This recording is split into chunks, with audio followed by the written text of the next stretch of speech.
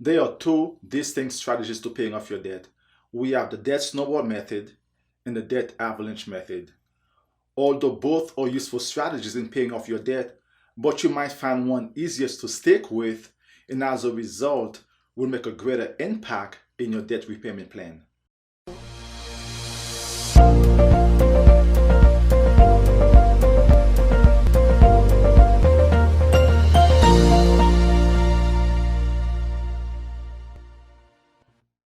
Hey guys, welcome back to the Perspective channel. If you're new here, my name is Claudia.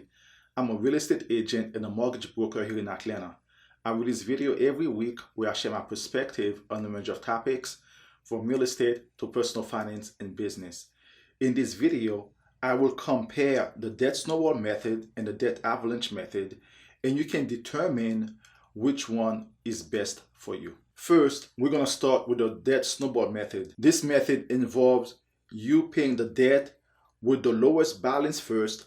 You apply everything to it and make minimum payment on everything else. The debt avalanche method involves you paying the minimum plus any additional money that you have on the debt with the highest interest rate and make minimum payment on everything else. So now I'm going to show you how these two methods compare. So I'm going to use some examples of some debt, then we're going to go over the debt snowball, then the debt avalanche, then you can see the difference in each method. So we're going to start with the debt snowball. Let's say, for instance, you have four debt. You have two credit cards, a student loan, and a car payment. So we're going to say credit card one has a balance of $1,300.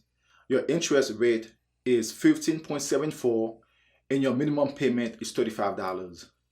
Credit card number two, on the other hand, you have a balance of $4,200. Your interest rate is 22.24%, and your payment is $120. Then you have your student loan. You have a balance of $6,400. Your interest rate is 6.3%, and your minimum payment is $100. Then you have your car loan.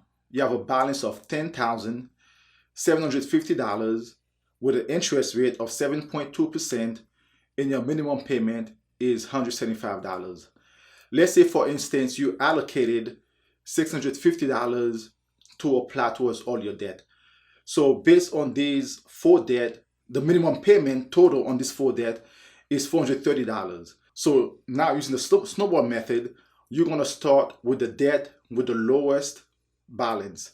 In this case, that's credit card number one with $1,300, because we allocated $650 towards all your debt, and your minimum payment total $430.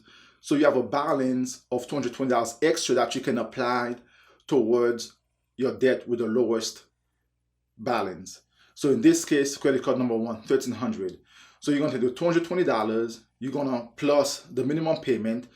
So your new payment for the credit card number one is $255. So you're going to pay $255 towards credit card number one until that pays off. While you're paying that off, you're going to still make a minimum payment on the rest of the debt that you have. Once credit card number one is paid off now, so you're going to move on to the debt with the second lowest balance. In this particular example, that's going to be credit card number two.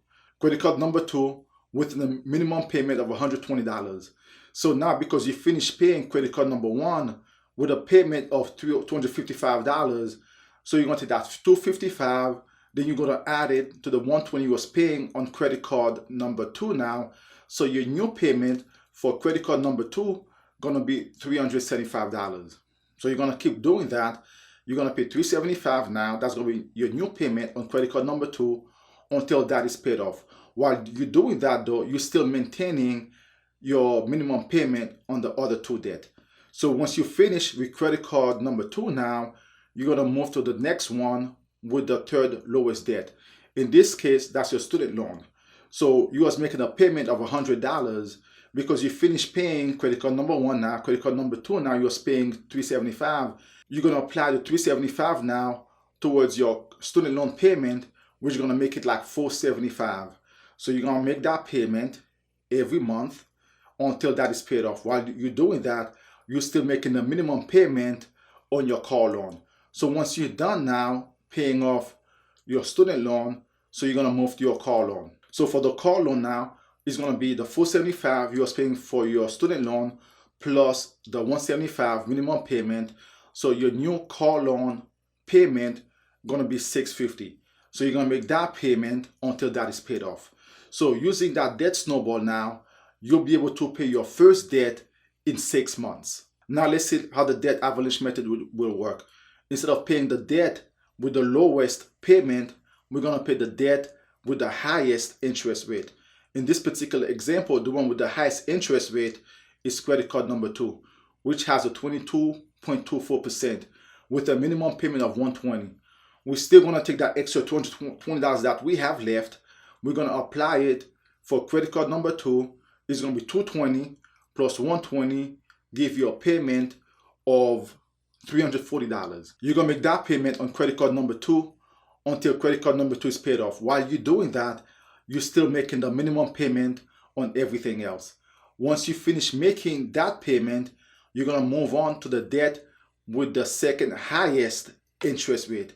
In this particular example, the one with the second highest going to be your credit card number 1.